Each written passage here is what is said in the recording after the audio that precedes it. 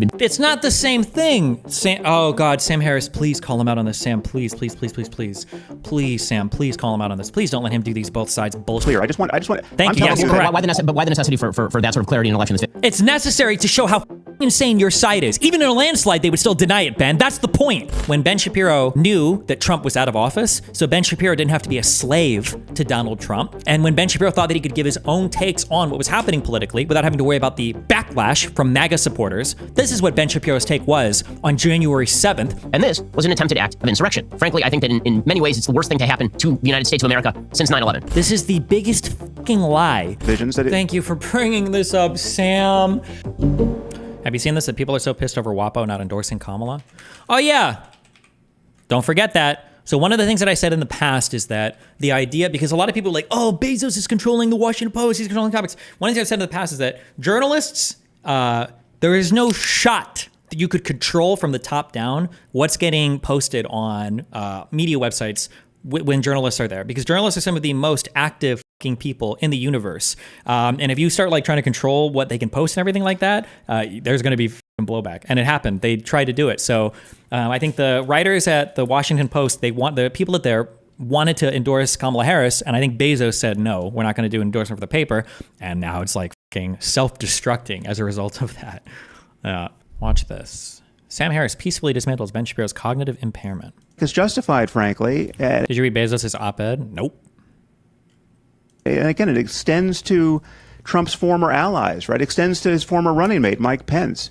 I mean, Mike Pence has said that the American people deserve to know that Donald Trump asked me to be loyal to him, to put my loyalty to him over my loyalty to the Constitution, right? That is political plutonium, right? And we should and the Republican Party. Do you mean the editorial board? Why wouldn't Bezos want the editorial board of Washington Post to be independent? Well, I can understand an argument for that, but the issue is I'm pretty sure they've endorsed candidates in the past. Also, ordinarily, I'd say that a paper probably shouldn't be endorsing candidates, but when one side is literally authoritarian, saying things like the media is the enemy of the people, then people who care about freedom of speech or free press probably should be endorsing the Democratic candidate as opposed to the authoritarian one. I think that probably makes sense, right? Should recognize it as such. But what we have in the Republican Party is, as I said, a cult of personality and a loyalty test. And you have people like J.D. Vance and even Elon Musk bending the knee in this loyalty test in the most abject way, asserting that they believe the big lie that he really won or might have won the 2020 election. And this is not, it's just not normal, and it's not compatible with the norms of our democracy. And the sooner we wake up from this bad dream, the better. So again, you talk about the peaceful transition of power, which actually did happen because it didn't happen. There's no peaceful transfer of power when there's violence trying to disrupt or successfully disrupting the transfer of power. I don't know why people should not be allowed to say this. Please tell me Sam Harris calls him out on this. As Donald Trump did leave office in January of 2021, and Joe Biden has been president mostly for the last 3.5 years, despite his mental ineptitude. That was not, over the you cannot call January 6th a peaceful transfer of power. Thank you. Well, that's not when the transfer of power happens. People don't leave office on January 6th. That's the transfer of power is not simply the leaving of office. Oh, God. Do you think that Ben Shapiro self-harms every night? I wonder if you pull his sleeves up. Are there cut marks all over his fucking arm where he's like, I can't believe I graduated top of my class at Harvard just to carry the most dog shit, bad faith arguments. That the arguments that I'm giving are indistinguishable from some retarded high school dropout in Arkansas when I'm on here publicly arguing for these things, right? There's no difference between you and a 1.9 GED having public school dropout dipshit when you're saying things like this. Well, the peaceful transfer of power actually doesn't happen on January 6th. It happens on January 20th. Like, what a stupid fucking comment to make. Holy shit. People leave office on January 20th. If Mike Pence had obeyed him, we would have had a genuine constitutional crisis. I agree with you, which is, I think, that why Mike Pence did the right thing. And by counteracting Donald Trump, the president. So he did the right thing to ignore the order to not certify the election. How can you even... I agree with you, which is, I think, that why Mike Pence did the right thing. And I think that what Donald Trump, the argument that Donald Trump was making between November and January was morally and legally specious. Specious. Okay. But with that said, there was a peaceful transition of power. After the violence, that's not... That's not. But right now on the campaign trail, when Donald Trump is asked, and he was on Joe Rogan a few days ago, about the 2020 election, he still claims that he won the election. What do you make of that? I mean, I obviously disagree with him. I don't think that he won the 2020 election. I disagree with him. I disagree. When he says that the election was mass rigged and fraudulent, how is this not like the 2020 election? He still claims that he won the election. What do you make of that? I mean, I obviously disagree with him. I don't think that he won the 2020 election. Also, this is part and parcel. I wish it weren't. But it is part and parcel of a reactionary divide that has plagued our politics since before Donald Trump, frankly. I mean, when Donald Trump won the election in 2016, we then spent 3.5 years of people claiming that Donald Trump was a Russian plant and had been. It's not the same thing. Oh God, Sam Harris, please call him out on this. Sam, please. Please, Sam, please call him out on this. Please don't let him do these both sides bullshit. Bootstrapped into office by the Russians manipulating Facebook. This sort of election denialism is not. But the thing is, that did happen though, right? Now, did Trump win solely because of Russian interference or whatever? Maybe not, but Russians were active on Facebook. We know that. Are you denying that fact? Are you saying that didn't happen? It is ugly. It is bad on both sides. It is. I won't even say that what Democrats on both sides. Thank you. That's not true. If Donald Trump wins this election, I promise you. Hillary, I promise you what? That we're going to have a fucking riot at the Capitol building that's being cheerled by the leadership of the Democratic Party? We'll see election denialism on the left. That is incredibly similar to what you've seen from Donald Trump. I wanted to ask you that. And this is a question for you. I'm not going to filibuster, Ben. I just want to ask you. If on election day we have a clear result, right? So there's a landslide in the swing states and someone really wins, right?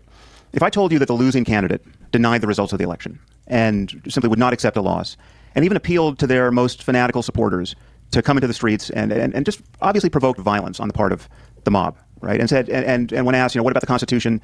This candidate said, to hell with the Constitution. We don't have a country anymore. Which candidate am I conceivably talking about? Well, I mean, I think that, given Trump's rhetoric in 2020, obviously what you're talking about is Donald Trump. I don't think that's how it'd be phrased by Kamala Harris. I think that the way that it'd be phrased by Kamala Harris is more subtly. Kamala Harris, if she loses in a landslide, you think there's a chance that she will not accept the results of the election? Forget about a landslide. She'll call people into the streets? How about a close election? No, do the landslide one too. The landslide one is important first because it shows that, even in a landslide, Donald Trump might still say it, right? How about a close election? Forget about a landslide because a landslide is. The landslide just makes it perfectly clear. I just want. Thank you. Yes, correct. Why the necessity for that sort of clarity in an election? It's necessary to show how insane your side is. Even in a landslide, they would still deny it, Ben. That's the point. What is he not? Did he not graduate from Harvard? Is it a fake diploma? What do they teach there? That's obviously the point of why he's asking in the most extreme obvious example where it'd be so wrong, you would still act wrong and you would support it. 50-50. Why not actually pick a plausible scenario? The most plausible scenario is that she loses in a very tight election. And then she says there's voter suppression. And then she suggests. It's all too plausible. Ben, it's all too plausible because currently the chance that there will be a landslide in the swing states is about 40%, even though we're at 50-50 between the two candidates. According to Nate Silver, there's a 40% chance that one of them runs the table in the swing states, right? So it's for sure. That doesn't matter, by the way, Sam. It doesn't matter when they say win in a landslide. I'm sorry, hold on, wait. Just so you guys understand this. The landslide win is not the Electoral College. The landslide win needs to be the popular vote in the swing states. Because if Kamala Harris wins in a landslide in the Electoral College, but the difference in every single state is 10 to 20,000 votes, that would be enough for all of the Trumples to go fucking crazy. Okay? The landslide win can't be the electoral vote number. It has to be the vote margins in the swing states that Kamala would win in, right? That's what actually matters. That would be an Electoral College landslide. We're not talking about a popular vote landslide in any case. Right. But that's not true. We are. Oh, they're not getting this. I haven't heard a lot of people comment on this, but I just realized when people are talking about a landslide win, they're thinking just in the Electoral College, but that's not how the riggers, like Donald Trump and his sycophants are looking at it. They're thinking of how close the actual elections are in those swing states. About a clear result, right? Where no allegations of fraud are plausible. Okay, so the most obvious sort of rhetoric that would be used along those lines would be Trump's. And then the rhetoric that would be used on the other side of Trump wins would be that Trump has corrupted the system. The system has been so corrupted that people weren't able to vote properly in places like Georgia, which has been the claim that there was Jim Crow 2.0 in Georgia for years. There would be claims that Donald Trump was paid off by billionaires. Hold on. Not all of these are the same, though. You can complain about things like gerrymandering, or complain about things like restrictive laws that make it harder to vote, because those are real things. Now, you can argue whether they have an impact or not, but that is of a different kind. That is substantively different than people saying that there is a top-down collusive effort by the entire Democratic establishment functioning throughout the federal government, all of its agencies, and the state governments and all their agencies, or at least the ones in the swing states, to concoct false election results. These are completely different claims. There was foreign interference in the election. There would be all of these claims, and they would float around. Oh my God. this is my original claim, Sam, is that Donald Trump is very obvious in his excesses. Democrats and the Democratic Party and Kamala Harris are much more, I would say, much more subtle in their excesses, but those excesses are no less dangerous for being more subtle. In fact, in some ways, I think they are more dangerous for being more subtle. Ben, you can't use a phrase like no less dangerous. Hillary Clinton conceded in 24 hours. That is less dangerous than this continuous provocation. Sam, I just disagree with you. I disagree with you. I think you're wrong, though. You can disagree. That's fine, but you're just wrong. You're wrong. You can't breathe underwater. If you disagree with that, you're wrong. You can't fly. If you disagree with that, you're wrong. You're just wrong.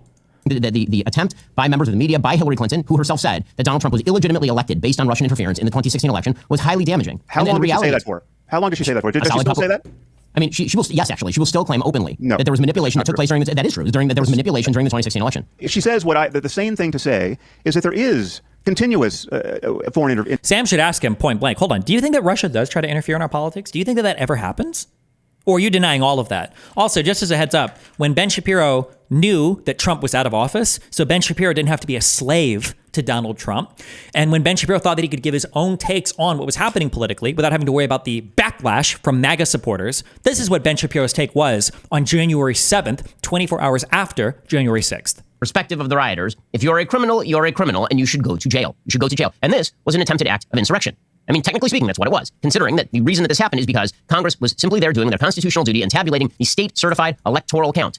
And that's all they were doing. They do not have the power. Congress does not have the power, as I've been saying all week long. Congress does not, and never did, have the power to simply overturn state electoral college certified results. That is not a legal thing for them to do. Vice President. That's not a legal thing for them to do. Notice how he doesn't mince words here of that's a specious legal argument, because he's correct. That's not what the ECA was designed for. The debating over the votes, the electoral votes in the Congress has to do with whether or not the votes were improperly submitted or certified or something like that, right? That came from the states. The electors voting, right? And the certificate of ascertainment. It wasn't there to debate voter fraud.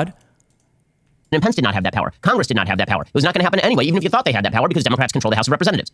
So all of that was tomfoolery. It was nonsense. And technically, Democrats didn't control the House of Representatives, but that's a different thing. But that's okay. He doesn't need to know that. Folks who believe. Why did he change his mind? Because Donald Trump and Hassan Piker and all these people operate the same way. If you're not with them, they will annihilate your career. That's the issue. If you don't stand with them, then they will call you out in the media and they will destroy you. This is a pattern of behavior that Donald Trump engages in time and time again. That's why in the Dominion v. Fox News lawsuit, that's why the execs behind the scenes were talking about how brutal it was that Donald Trump was calling them out. They were losing audience to OAN. They were losing audience to Newsmax. Donald Trump will destroy you if you don't stand with him. That's why you've got people like Matt Walsh, who will write these huge articles about how, let me make this perfectly clear, I will never vote for Donald Trump. But once Donald Trump wins and he starts targeting people that disagree with him, now you have to fall in line. This is why Glenn Beck initially was opposed to Trump, and now he's a massive Trump suck. This is why, this is just like the pattern. This is just what happens. This is everybody. You have to do this. You thought they had that power because Democrats control the House of Representatives. So all of that was tomfoolery. It was nonsense. And folks who believed that it wasn't nonsense and decided that they were going to commit an evil act. It is an evil act to invade the seat of government and do violence to people. It turns out we now have over a dozen police officers who are injured. There are 4 people who are dead. 1 person was shot. 3 people died in medical emergencies yesterday. That's as bad an event as I've ever seen in American public life. Frankly, I think that in many ways, it's the worst thing to happen to the United States of America since 9/11. It was cataclysmically awful. Cataclysmically awful. Obviously, a very different sort of thing, considering that 9/11 was a foreign terror attack ending with mass carnage and mass death. But the grave. Look at how wise he is when talking about this. And this is one of the reasons why January 6th is worse than 9/11. And people hear that like, oh, look how many people died.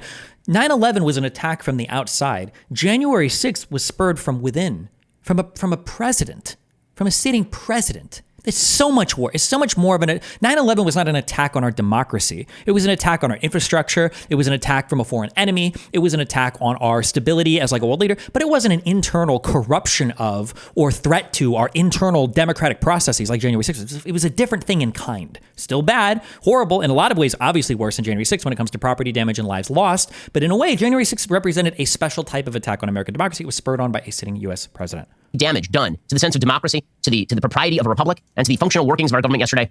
It was pretty awful. It was pretty awful. Now, the American system is robust and bounced back within hours, thank God.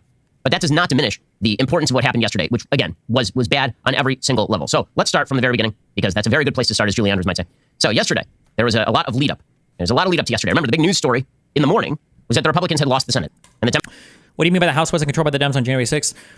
In the ECA, or this might be in the 12th Amendment, I think it was spelled out in the ECA, the the way that the president would be chosen by the House if the Senate doesn't choose or can't figure it out is that the House delegation would be the one to choose the president. House delegation just means the number of majority party states, not the number of U.S. representatives. So, for instance, let's say that there are more Republican, or let's say there are more Democrats than Republicans in the House of Representatives. But let's say that there are more states represented in the House of Representatives that are majority Republican and have more Republican representatives. Even with a minority membership of representatives, the Republicans would still have a majority ownership of the House delegation. That's the issue. So that's why if you look at the coup memo from Eastman, that's why Eastman was saying that if it does get thrown back to the House, we can still win because the House delegation is still controlled by the Republicans, even if they had a minority of people. It might not be in this one. It might be in the 6-page. So it was this part of the wargaming, right? Alternatively, if Mike Pence were to determine that because multiple electors were appointed from the 7 states but not counted because of ongoing election disputes, all that is a lie, by the way, it's because they had fake elector slates, right? Neither candidate has the necessary 270 elector votes, throwing the election to the House. If the Republicans and the state delegations, not just the number of representatives, but the delegations stand firm, the vote there is 26 states for Trump, 23 for Biden, and 1 split vote, Trump would win. The House delegation is not the total number of representatives. It's just the overall representation of the states. Is there a good reason to work with the House delegation instead of the representatives, or does the system need updating? I think this is something that's spelled out. I believe it's in the Constitution itself. I'm trying to remember if this is in the Constitution or if it's just the 12th Amendment.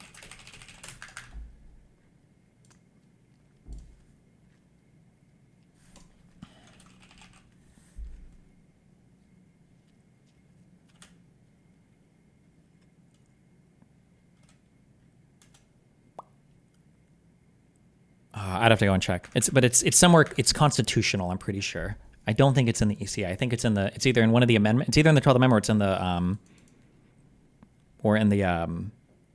12th Amendment or the Constitution itself. Do you think this should be changed? I understand the reason behind it, so shit can't turn into utter chaos if there's a clear winner. No, I don't think it should. It's just dumb. This should never even be relevant to anything. This is only happening. The only reason we're even considering this is because Donald Trump was trying to fucking coup the government. Democrats now had unified control of government. And there had been lead up for weeks to the okay. Interference in our elections, right? But that's always been that's the double standard, Sam. Now you're proposing a double standard. No, but when Hillary says it. Remember, so we saw on January 7th, Ben Shapiro says that this is the worst event to happen in the United States possibly since 9/11. But now he's saying it's no big deal and Hillary Clinton did it as well. Notice the change? It's totally subtle and fine. And when Trump says it in the most obvious, foolish way, then it's totally different. Ben, Sam, go ahead. You're just missing the relevant details here. Almost everyone thinks that there is continuous foreign interference in our elections. Very few people at this point think that it has been decisive and that it was decisive in 2016. I mean, the problem in 2016, it was a much bigger problem. That the internal division was real, and whatever Russia tried to do on Facebook was amplifying very real divisions. Thank you for bringing this up, Sam. This is the one I think I actually got. Did I get Tom to admit this, or was it somebody else I was talking to on stream? Because I'll always say, what is the comparison to Fox News and Dominion and that Constantine, the traitorous Russian spy fuck that probably gets paid by Putin himself in fucking rubles, okay, in his foreign bank account that does media in the United States to sow dissent and try to destroy my country, okay? He used the same argument against me on Twitter, where he's like, what about Russiagate? But if you ever get one of these people, okay, outside of the massive cum circle jerk bukkake circles, okay, where people are using homeopathy to spread as many loads of Trump from mouth to mouth as possible. When you get these people alone and you ask them legitimately, hey, hold on, do you think that the people in the media actually believe that Russiagate was real, or do you think they were all making it up? Most of them will tell you, yeah, they probably thought it was real, right? It's not that they were intentionally making up a lie. And you could argue that that gross irresponsibility or that they didn't fact check enough or whatever. You can make all those arguments that they should have done a better job, but it wasn't an intentional fucking lie, right? You can say they shouldn't have thought it was dumb to think it, but they did think it, right? And if they don't agree with that, well, then you can just push them on one more. Be careful. Make sure that you're like protecting yourself when you do this, okay? Because evidence is kryptonite to a MAGA kid, okay? You ask them for evidence. You say, okay, hold on. Is there any evidence that they knew that they were telling a lie? Because there's none of that. There's nothing there, right? And then you have to get them to admit that, okay, fine, well, at least I believe in something without evidence. Although for MAGA, that's normal, so maybe they won't give a fuck admitting that, but... that exist in our society, which we should worry about. But I'm not in contact with any Democrats, and I talked to a lot of them at this point, who have burned any fuel over even weeks, much less months or years, worrying that Trump's first term was totally illegitimate because the election was hacked, and I mean, what really happened? I mean, there were things that seemed decisive that one could regret, like Comey opening the email investigation 10 days before the election, and that functioning as effectively as a kind of October surprise, right? I mean, nothing came of it, but it seemed decisive in terms of her poll results in those last weeks. Wasn't Russiagate just that the Trump campaign communicated with Russia, which was true? No. Russiagate to the conservatives has been boiled down to the most singular, hyper-specific fucking claim ever.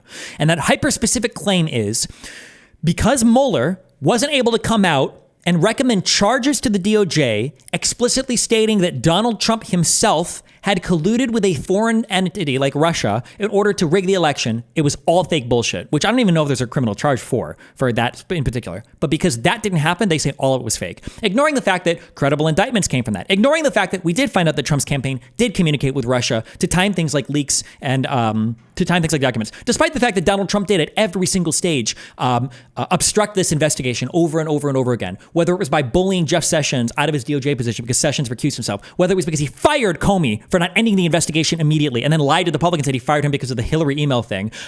Whether it was from Trump trying to shut down every single special counsel, whatever the fuck he could do, right? Donald Trump at every stage. Whether it was through Donald Trump promising and then delivering on pardoning people who were not answering subpoenas from Congress for this investigation. All of these things Trump did. Everything I'm saying is public knowledge. It's all out there. None of this is weird. We can go and look for the pardons. We can see that he did pardon people like Roger Stone. Roger Stone ignored subpoenas from Congress to testify about Donald Trump. He was subpoenaed.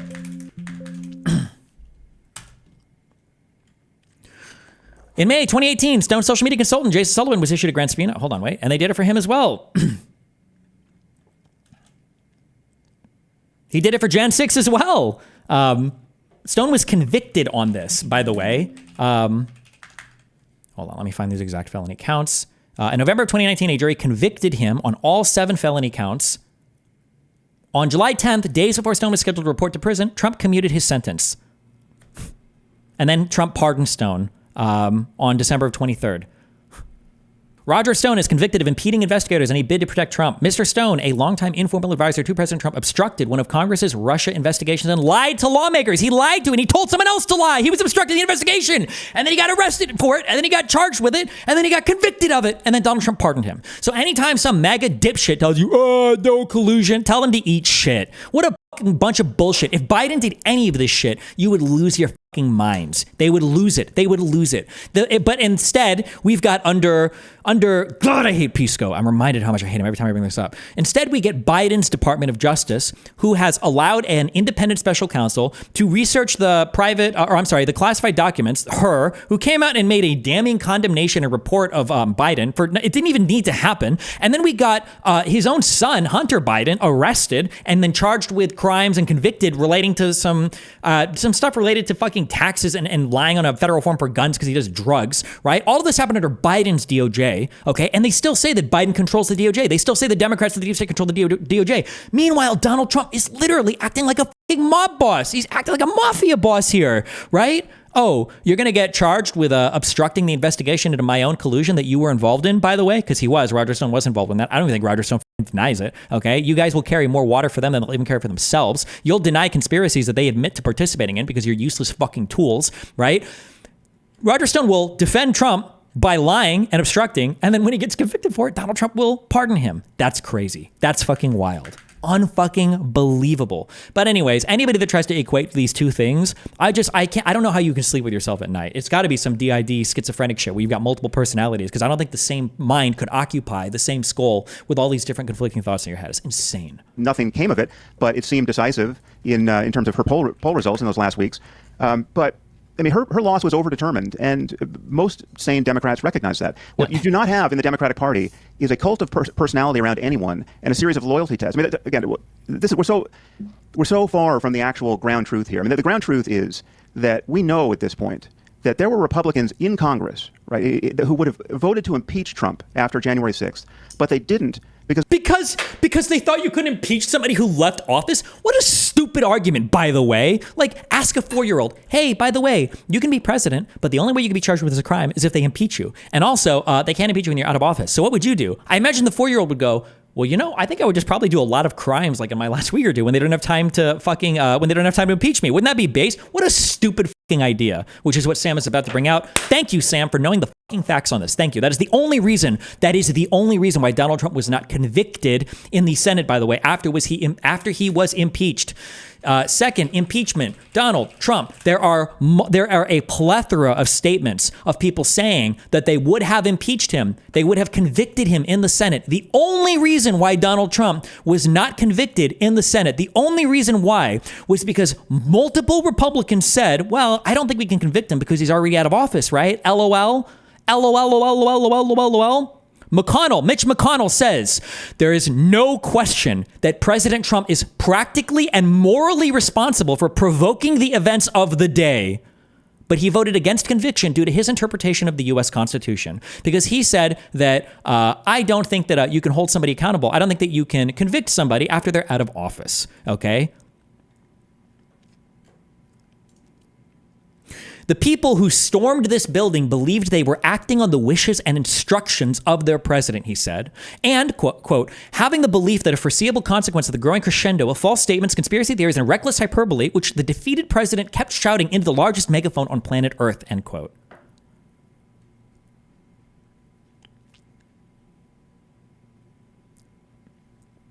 But then he says, McConnell said that the process of impeachment and conviction is a limited tool and that he believes Trump is not constitutionally eligible for conviction. So anytime some MAGA dick suck tells you, well, it's not like he was convicted in the Senate, remind them the only reason he wasn't convicted in the Senate is because they said that you can't impeach a president who's out of office. And then also remind them, remember what Donald Trump's main defense was before he went before the Supreme Court? He said, hey, you can't convict me of a crime because I wasn't impeached for it, right? He wants to have it both ways. And then Roberts went ahead and said, actually, we don't think that argument's true, but also we don't think that anything can be held against you if you were acting as president. God, what an unbelievable, it's like a circular firing squad of high velocity cum shots. It's insane. And they're hitting themselves all over the face and they love it. Because they were afraid for their lives. They were afraid that someone in the MAGA cult would come and kill them or members of their... Oh, he went with a different argument there. Fuck. Because they were afraid for their lives. That might be partially true too, but the arguments they gave were what I just said. They were afraid that someone in the MAGA cult would come and kill them or members of their families, right? We know this from Mitt Romney, and we know it from Liz Cheney too.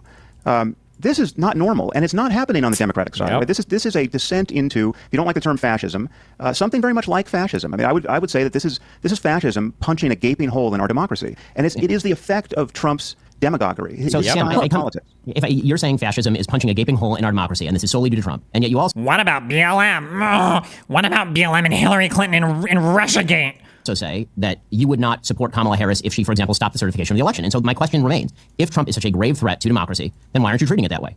Voting isn't enough. I don't treat Kamala Harris as that. That's so revealing, too. Oh, you think he's a threat like I think that she's a threat? Well, then why don't you guys try to do an insurrection like we did? Why don't you guys try to do an insurrection like we did then? Sort of threats to democracy. I think that Kamala Harris is a threat to many of the institutions.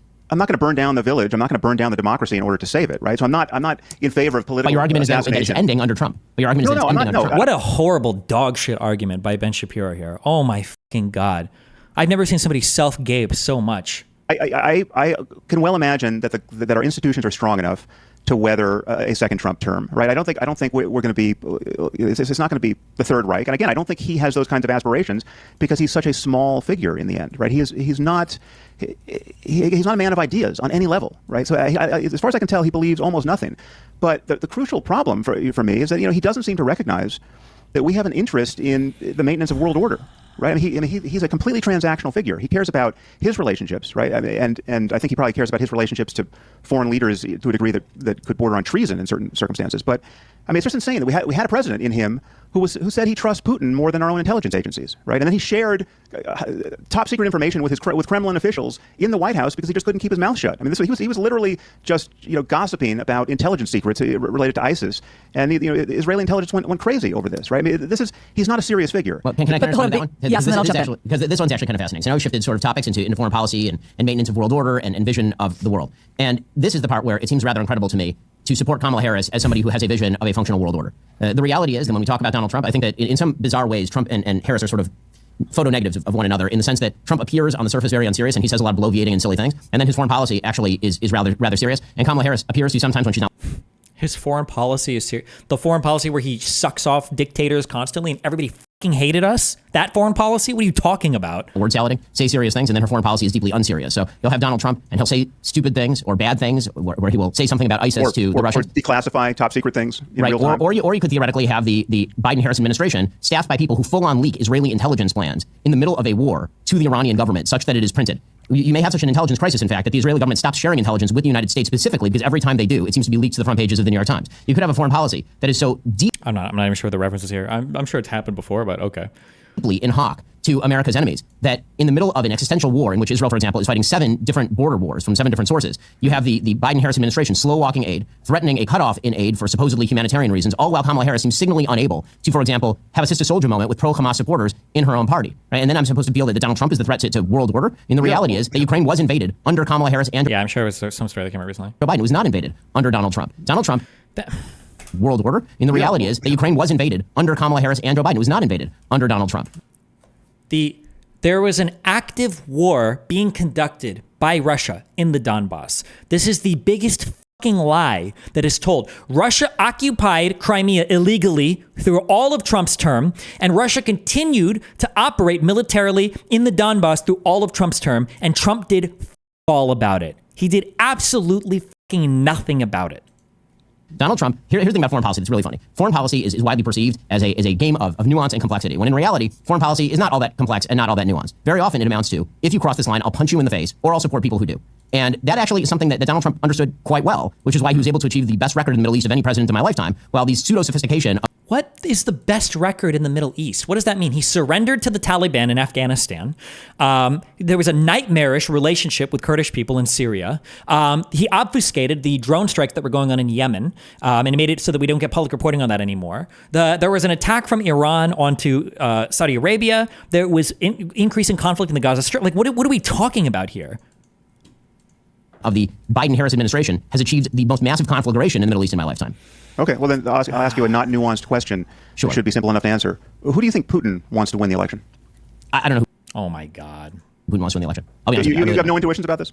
No. You don't know who Putin wants to win the election? The guy who constantly undermines NATO, who says that Russia should just take everything in Ukraine and Ukraine should fuck off from the war. The guy who said that he would end the war on day one by forcing Ukraine to accept whatever concessions Russia demands of it. The guy who says that we shouldn't be involved in any foreign affairs whatsoever or fight any foreign, seriously, bro? And the reason that I have no intuitions about this is because I don't think that Donald Trump knows his own policy on Ukraine. I don't think Putin does either. How are you defending your leader like this? Didn't he just say at least Trump has some kind of serious foreign policy position? And I was like, I don't even think he knows his foreign policy. No. And the reason that I have no intuitions about this is because I don't think that Donald Trump knows his own policy on Ukraine. I don't think Putin does either. Donald Trump is wildly unpredictable. I mean, as you know, Putin is behind much of the chaos. You could argue Sam, who's Iran chaos in the Middle East. Iran has been actively intervening in the election on the side of Kamala Harris. We know this. The intelligence community has said this. They actively hacked the Trump campaign.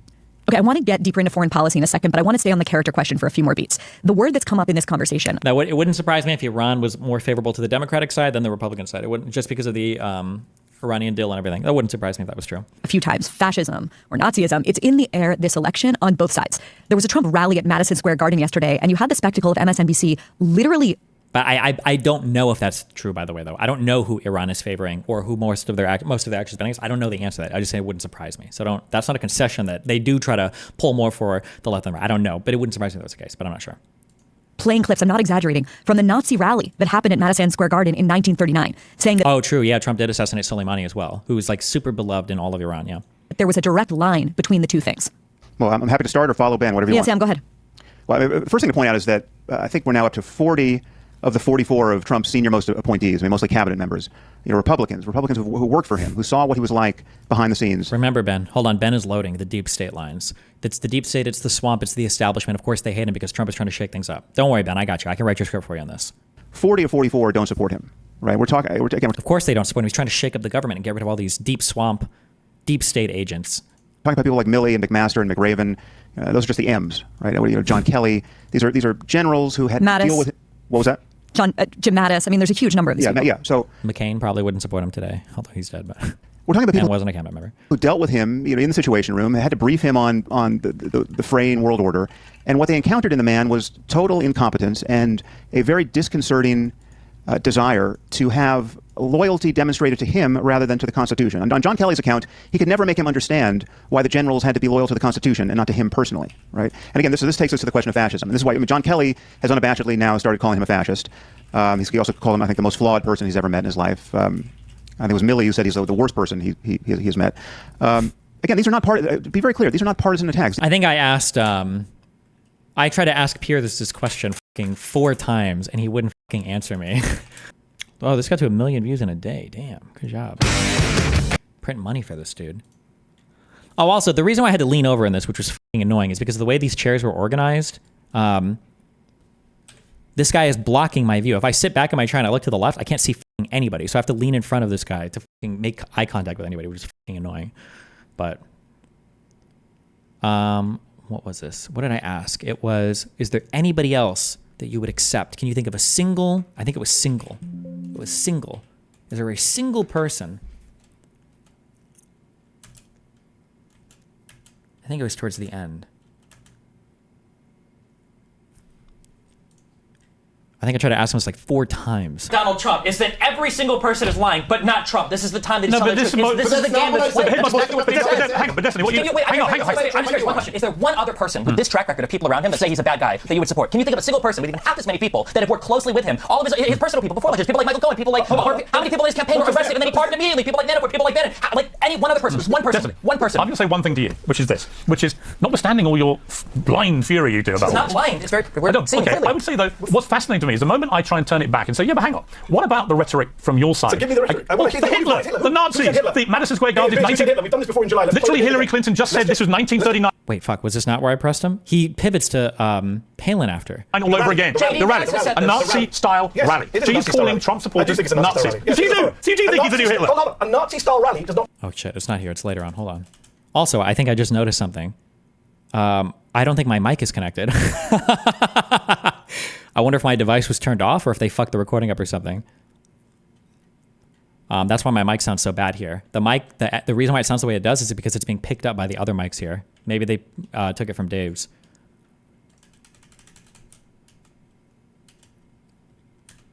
They turned mics on and off? Oh, okay, maybe that's what they were doing. But why would they turn mine off when I'm speaking here? Fuck, wait, where was my questions? What did I ask? I was trying to ask him, is there a single other person that you would support with this track record of people? And then eventually he just turns and he asks Sarah Palin a question. It might not have gotten picked up in the transcript because we were... What did Palin do in the after show? I don't know, I just left. I don't want to be in the room with these fucking people. I don't mind Piers. I know it's his business. And Mehdi and me are chill, I think. But these two? These guys. Oh, maybe it was this. You say that Trump was lying when he said that Obama was bad on immigration. No, I'm simply saying... No, I'm curious. Would you say that Donald Trump and Republicans lied when they said that Obama had an open border? There is so much... Palin has probably said that Obama had an open border. Did they lie when they said that? Mrs. Palin. Be respectful. Mrs. Palin. Mrs. Palin. Did Obama have an open border? Hang on. Do you think Donald Trump's going to win? And he doesn't answer! Oh, this was what I was trying to force him to answer. Just answer one question. When you say he ran on immigration, because Obama was already deporting a ton of people. The single greatest deporter of people in American presidential history, pro rata, per year, was Barack Obama. So would you say that Trump was lying when he said that the Democrats were bad on immigration? Over 3 million in 8 years. Yeah, so would you say that Trump was lying when he said that Obama was bad on immigration? No, I'm simply saying... No, I'm curious. Would you say that Donald Trump and Republicans lied when they said that Obama had an open border? There is so much... Palin has probably said that Obama had an open border. Did they lie when they said that? Mrs. Palin. Be respectful. Mrs. Palin. Mrs. Palin. Did Obama have an open border? Hang on. Do you think Donald Trump's going to win in a week? I do. And I think that... My God. Why are we talking about Obama? Because he loves to bring up Obama. I don't know. It seems like Piers cucked Palin and Smith super hard. Why even bother having them on when they almost never got to say anything because he was too busy arguing in their stead? He had to argue because neither of them could. Palin is a lost child wandering through the forest, bouncing from tree to tree, like a ball in a pinball machine, who has no idea what she's doing here. Dave Smith is far too cucked to even try to argue against anything, knowing that I will eviscerate him in real life, and he's talked a ton of shit about me because he's like the internet's like favorite intellectual, right? Because Joe Rogan says that he's such a smart guy, but he knows he's not. He knows he's smart enough to know how not smart he is, and he knows that if he says anything right here, I'm going to chop his head off for being a fucking moron. And I've got fucking Mehdi right here, who's a fucking encyclopedia of names and dates and facts when it comes to media reporting, and he would chop his head off too. So, like, yeah, obviously Dave Smith is honest to God, probably one of the smartest guys in this debate because he knows that what he needs to do is just shut the fuck up and act like a submissive, breedable little femboy who is only brought on here to plug his shitty fucking YouTube channel or whatever while he lets the big boys do all the heavy lifting here, and he watches Palin, okay, getting demolished by me and Mehdi, and then watches Piers try to step in and basically carry water for both of them. These are serious Republicans who went to work for the man, right? But the reason why the fascism is not just an empty epithet is that fascism is a little hard to define, right? It's not a set of ideas. It's a style of politics, right? It's the politics of leader worship and the demonization of enemies within, to use Trump's phrase, right? It's all about hatred of immigrants and elites and elite institutions. That's crazy because he had the most reasonable takes out of anyone sitting down. Yeah, because he decided to back off to the most fucking lukewarm, non-controversial, like Iraq war bad takes ever. Of course. Yeah, because he was smart enough to shut the fuck up. It focuses on the humiliation and victimhood of a native population. And it emerges out of this relentless appeal to the grievances of the mob. And that is how Trump campaigns. He's campaigned in this mode from the very beginning.